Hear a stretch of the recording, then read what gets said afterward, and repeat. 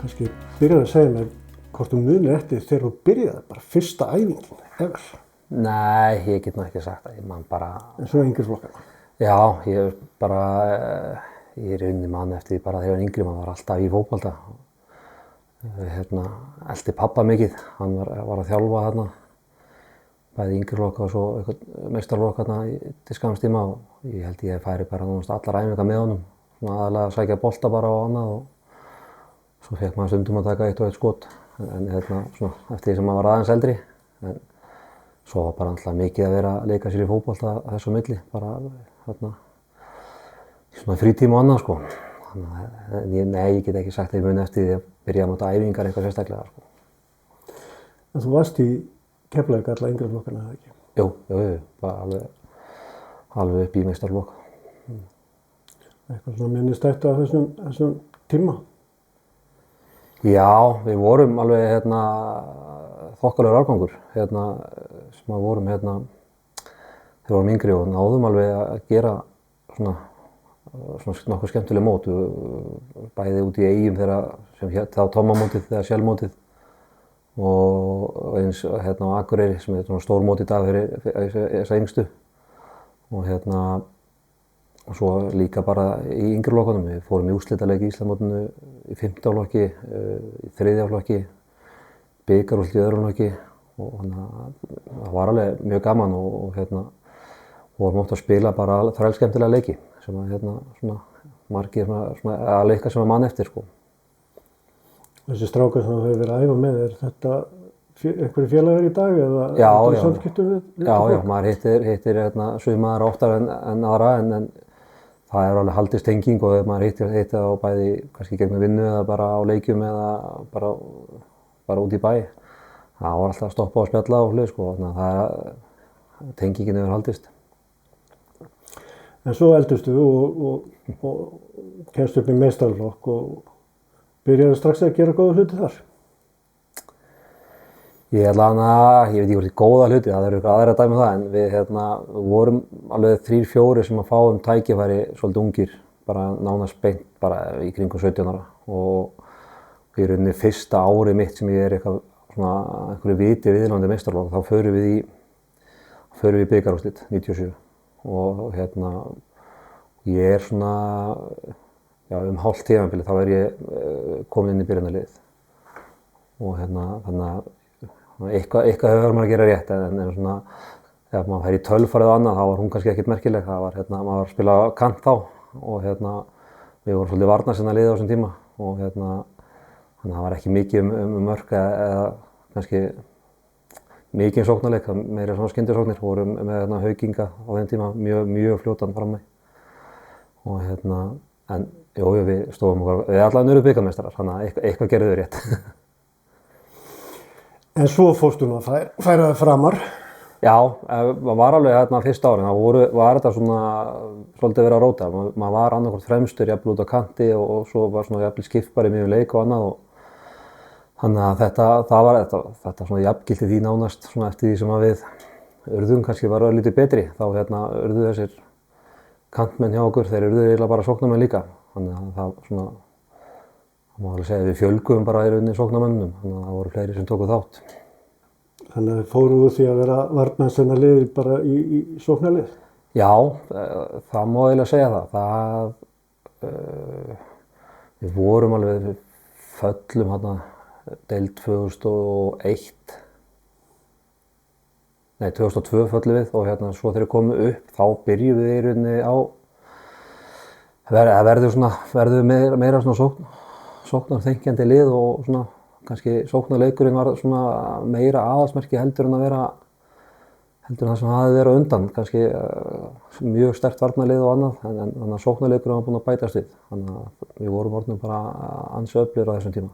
Bara á svona 2000 þeir eru komið aftur upp 2004 og alveg í ykkur 6-7 ára út frá því. Og þið urðuð nánast Íslandsmeistarar þarna 2008? Já.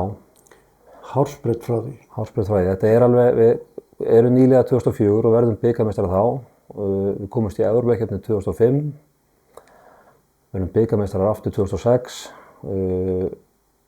komumst ekki í Evrópukeppnina 2007 en svo erum við þarna í öðru sæti. Titillinn rann frá okkur í lokaumferðinni þarna 2008 en komumst í Evrópukeppni enga síður. En þannig að þetta voru alveg nokkuð svona öflug ár, mikið af Evrópuleikjum og svona nóg að gera alltaf á tímabilinu. Mjög skemmtilegt. Skemmtilegu tími?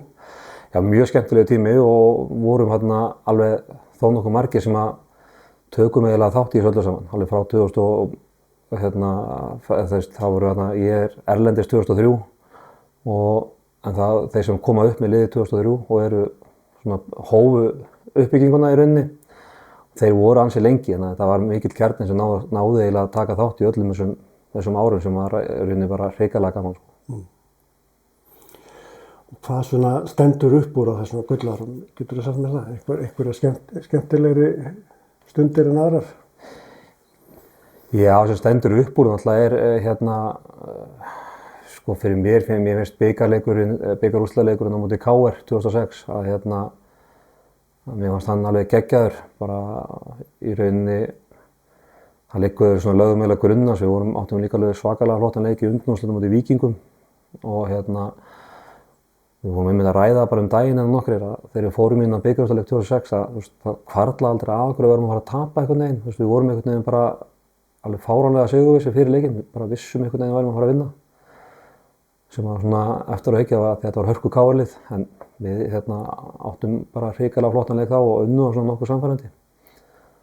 Og svo alveg hægt að segja að tímabilið 2008 var hrikalega skemmtilegt, þótt að það hafi endað eins og endað en svona tímabilið sjálft var náttúrulega mjög öflugt hjá okkur. Okkur var ekki spáð góðu gengi fyrir tímabilið en svona afsönnum þær spár og tímabilið í heild sinni var náttúrulega bara geggjað og spiluðum skemmtilegan fótbolta. Það var fullt af fólki alltaf á leikjum hjá okkur. Ég held að það hef aldrei farið undir 1000 manns á leik og oft bara yfir 2000 manns. Þannig að stemningin og bara það sumar var bara hrikalega skemmtilegt svona ef maður tekur heildina, þótt að það endaði eins og það endaði. Og það þessi þáttaka stuðningsmanna, hún hlýtur að vega stórt í svona... Já, ekki spurning og sérstaklega, mér finnst það alltaf í Keflavík að þegar lið, svona eins og sem að þekki mest í fótbolta og körfu, þegar þeim gengur vel og eru einhvern veginn spila heitlandi fyrir bæjarbúa, að þá eru þeir tilbúnir að mæta og styðja. Og við náðum því 2008, við vorum að spila skemmtilegan fótbolta, allan að fólk mætti og það var alveg gaman að komin öflug stuðningsmannasveit sem fylgdi okkur bara hvert sem og bara tókst með líka kringum þann hóp bara mikill vinskapur og þannig að þetta var alveg líka hrikalega gaman á því að þetta var ekki bara við í fótboltanum, þetta voru náttúrulega stjórnarmenn og svo náttúrulega voru þetta bara stuðningsmenn. Maður hitti þá bara víða, bæði gegnum bara vinnu og bara daglegu lífi og þetta voru einhvern veginn, það voru allir með og það var alveg hrikalega gaman. Þetta kannski vantar svolítið á leiki í dag? Já, en maður sér samt leið og bara eins og núna síðasta tímabili á fótboltanum, leið og þeir fóru að ná í meiri úrslit og leik eftir leik og þá fjölga á leikjum. Og svo sá maður alltaf bara í úrslitaleiknum sem það bara unnuðu samfærandi að þá voru komið fleiri að við látum okkur svona sjaldan vanta þegar er eitthvað undir og svo bara vonandi að þetta byggja áfram á það því að þá voru svona farnir að sína áfram bara svona voru farnir að sína skemmtilegan fótbolta. Maður var kannski ekkert æðislega skemmtilegur uppæði tímabils en maður var farinn að sjá ávöxtæði svona miðbik tímabils svo fram eftir. Þá sér maður líka, þá fjölgar hans á leikjum og umræðan verður meiri og þannig að þetta hjálpar allt saman. Þannig að það er bara vonandi að halda áfram. En svona, ef við snúum okkur aftur á þínu ferli, þú varst nú meira og minna hjá Keflavík. Tókst einhver smá hliðarskref, fórst út af það ekki, 2000 og hvað? Já, ég byrjaði að fara árið 99, þá fór ég eitt tímabil í Káa sem var þá var ég samt var ég búinn að vera að spila reglulega en ég var samt að leita eftir svona öruggari spilatíma. Bara var að klára í raun yngri lokana og fyrir eitt tímabil í Káa, kem aftur bara tímabil eftir hingað í Keflavík og svo flytjum við konan út til Danmörku, hún fór í nám og þá fór ég að spila þar í fyrstdeildinni í Danmörku, reyndar bara yfir veturinn, kom hérna heim, fer þá, ég koma seint og fer snemma, ég fór í Fram hana hálft tímabil, 2003, svo ég komin í Keflavík aftur og í rauninni út ferilinn fyrir utan að ég fór hálft tímabil til Liechtenstein, eða spilaði svissnesku deildinni, en svo endaði ég ferilinn í Njarðvík. Liechtenstein, hvernig að vera þar? Það var æðislegt. Þetta var algjört þetta var geggjað. Það rosalega flott og fallegt land og alltaf bara lítið. Ég held að sé bara, ég man ekki, ég held að sé 26.000 mann sem búi í landinu og þetta bara eins og hverfi í rauninni en þeir, öll þáttaka þeirra í íþróttum fer í rauninni fram í Sviss eða Austurríki, svona eftir á þessu tímamóti það voru í svissnesku úrvalsdeildinni, þannig að það voru alveg hörkulið sem voru að vera að spila mótið þarna og þetta var algjör draumur sko, og frábær aðstaða og bara gott að vera þarna. Og leið ykkur vel þar? Já, okkur leið rosalega vel. Það var alveg þetta var hrikalega mikið ævintýri og öllum leiði vel þarna, þannig að þetta var alveg svona bara geggjað að fá að upplifa þetta. Þið lifið og hrærið svolítið í boltanum og í kringum íþróttir, fjölskyldan öll?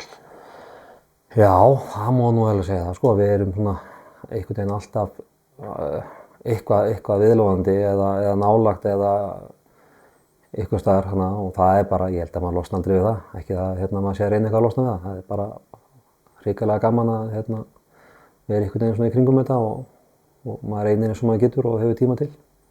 Vera bara hluta þessari Keflavíkur fjölskyldu? Já, í rauninni sko, hún er bara mjög skemmtileg þessi Keflavíkur fjölskylda, finnst mér, þegar hún er á störfum eins og maður segir sko, þá er hún alveg mjög skemmtileg, mikið að gerast. En fyrir á þessu ári, þá varst þér loksins afhent gullmerki. Það var kannski komin tími til, eða ekki? Jú, það kom og það var bara mikill heiður að fá það. Ég veit ekki af hverju tímapunkturinn var núna en ekki fyrir eða hvernig sem það átt að vera en það heiður að fá viðurkenningu, alltaf. Þú átt nú eitthvað metir það ekki í efstu deild eða? Jú, fyrir Keflavík. Fyrir Keflavík? Já, það passar. Nokkur mörk sem þú hefur skorað í gegnum tíðina, manstu hvað eru mörk? Nei, ég man ekki í hverju enda, ég man bara, ég var alltaf eltast við metið hans pappa sem var 72 mörk. Ég held ég að enda í 75 eða eitthvað álíka, ég hef rétt skrifið við hann sko. Og hvernig hefur stemningin í jólabúðum verið eftir það?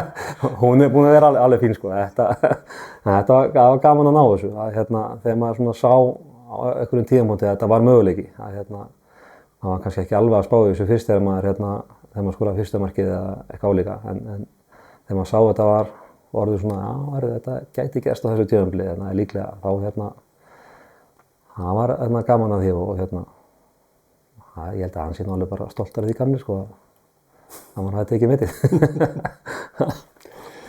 Hvað er nú mikilvægasta markið sem þú hefur skorað?